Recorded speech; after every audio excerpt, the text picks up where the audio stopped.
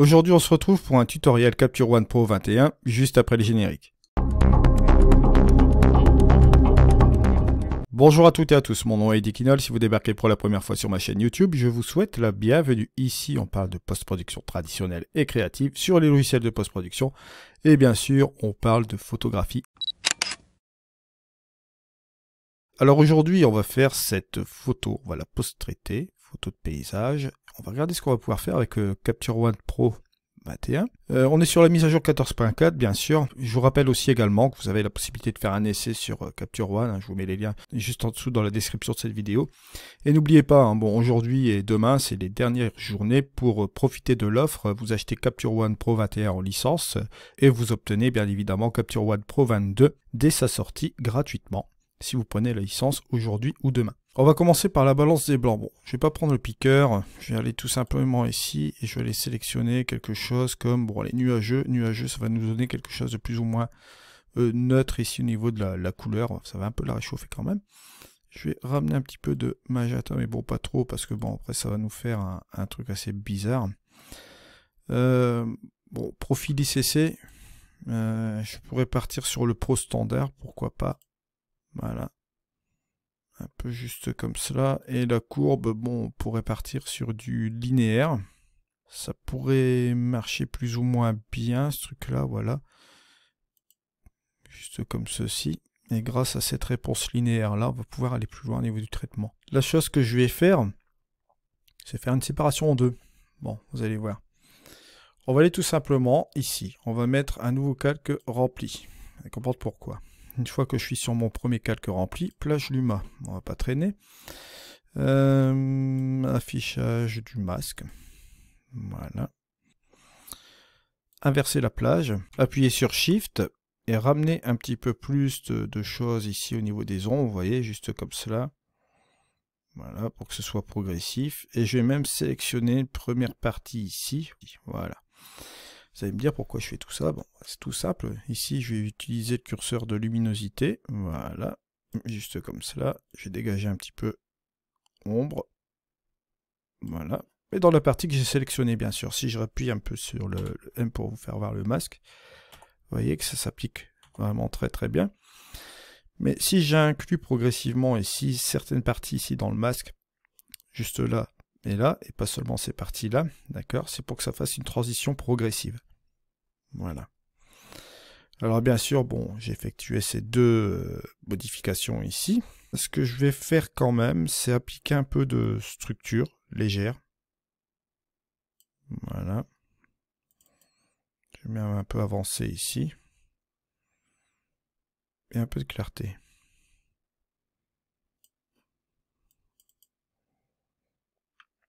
On est sur quelque chose de pas mal. Encore un calque rempli. Boum, voilà, juste comme ceci. Et cette fois-ci, encore une plage Luma. Bon, là, je vais pas inverser la phase, hein, inverser la plage, pardon. Je vais appuyer sur Shift, et là, on va faire un truc. C'est qu'on va chasser principalement tout ce qui est ombre. Principalement, on va les affecter légèrement, comme vous voyez ici. Toujours la même chose. On va les appliquer aussi également. Faire OK. Et là, cette fois-ci, on va faire l'inverse. On va baisser notre lumière. Voilà. Luminosité, je vais l'utiliser, mais juste un peu comme ça. Voilà. Par contre, la structure, je vais plutôt l'utiliser en valeur négative. Avec la clarté aussi en valeur négative, tout doucement, voilà. Pour faire un truc léger comme ça. Ouais, ça sera pas trop mal. Je regarde au niveau des nuages. Voilà. Juste comme ceci. Je vais regarder ce que ça donne. Avant, après, vous voyez, bon, ça marche plus ou moins bien par rapport au point de départ du truc linéaire. Voilà, juste comme ceci. J'ai rééquilibré l'ensemble, c'est pas trop mal. Une fois qu'on a fait cela, bien sûr, bon, bah, on va jouer un petit peu avec le reste. Hein. Là, cette fois-ci, je vais mettre encore un calque rempli. Voilà. Et on va aller dans les couleurs.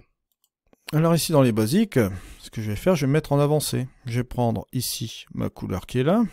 On voit ici au niveau des verts. Bon, là, j'ai affiché la plage de couleurs. Hein. On voit la plage sélectionnée ici. Si je l'enlève, bien sûr, on ne voit pas la plage sélectionnée. Mais bon, si je clique ici, Là, le reste est en grisé. Et là, on a la plage sur laquelle on va travailler. Alors, cette plage-ci, ce que je vais faire, c'est tout simplement, bon, on va jouer avec la teinte, la saturation, bien sûr, et la luminosité. Je vais ramener plus de saturation. Je vais un peu jouer avec la teinte, vous voyez, juste comme ceci. Et je vais ramener plus de luminosité.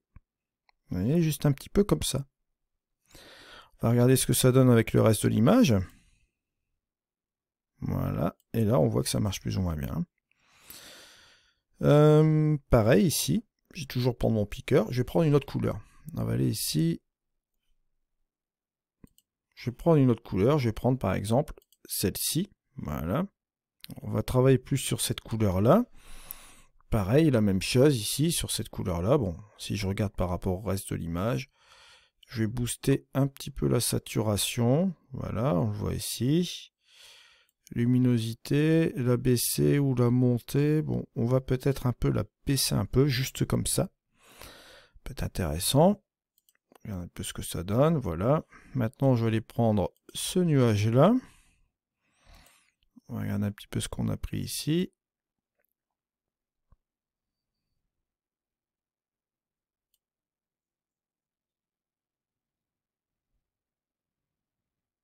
On va baisser un petit peu la luminosité.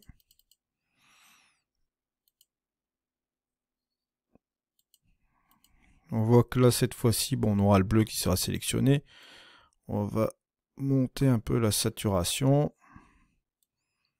La luminosité, bon, cette fois-ci, je vais la baisser un peu. Voilà. Ce sera pas trop mal. On essaye de rééquilibrer, en fait, l'ensemble avec les couleurs vertes. Ici, bon, couleur bleue que vous voyez ici. Je vais aller sélectionner un peu la partie là. Voilà.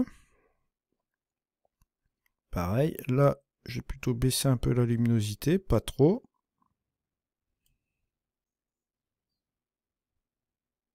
Ça va impacter un petit peu le reste de l'image aussi également, puisqu'on reste un peu dans les bleus. On pourrait un petit peu jouer avec la douceur On pourrait jouer très bien avec la douceur ici, rajouter plus de douceur, voilà, ce serait pas trop mal. Pour avoir une transition un petit peu plus sympa comme ça. Vous voyez, juste comme ceci. Si je fais ma petite différence ici, entre ce qu'on a fait comme modification ici avant et après, vous voyez qu'on est sur quelque chose d'intéressant. On a simplement, vous voyez, joué avec des couleurs ici sélectives, avec l'éditeur de couleurs en avancé, avec le petit piqueur. On a tout simplement joué avec ces teintes, saturation, luminosité, ce TSL. Ce que je vais faire quand même ici, c'est que je rajoute encore un calque. Voilà.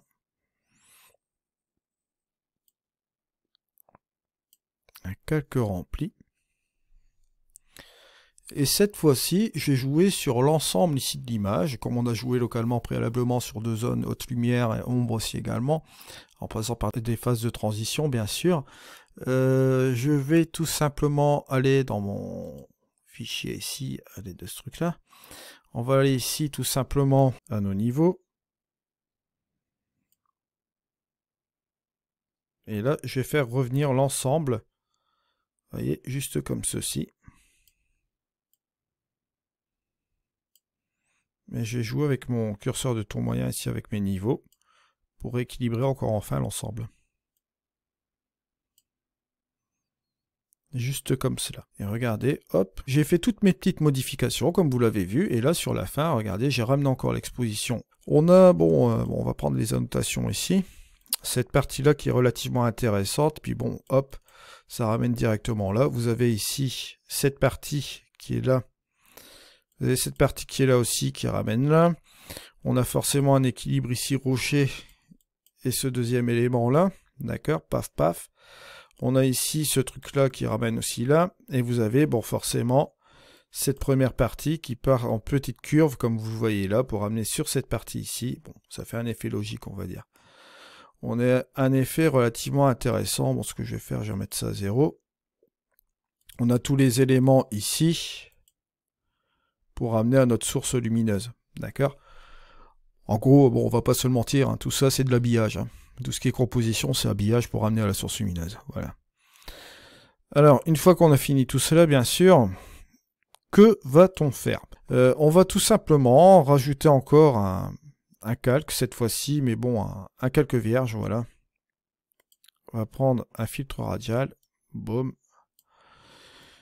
Et ma source lumineuse qui est ici, forcément, ce que je vais en faire, vous allez voir, si on va afficher le masque pour voir un peu où on en est, on va regarder ce qu'on va affecter, bien sûr. Ce qui m'intéresse ici, c'est de mettre quand même en avant ces trois trucs-là.